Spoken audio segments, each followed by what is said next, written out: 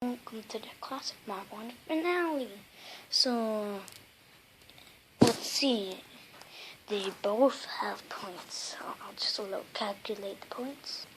So, Metal Ball is winning because Tiny C. Drew White jumped into that wrong roller thingy.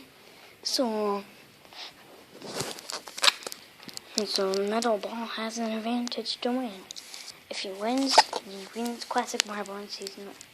If Joe White wins, Tiny wins, then we'll have to do it again and see who wins. Anyways, 3, 2, 1, go!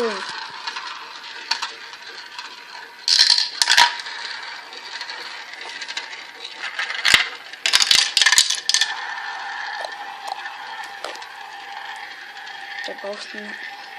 Whoever crosses the final first wins. Oh!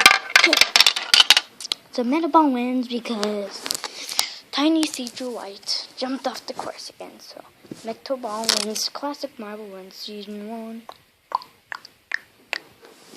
But anyways, and further ado, I hope you enjoyed Classic Marble Run Season 1. Season 2 will be coming out soon.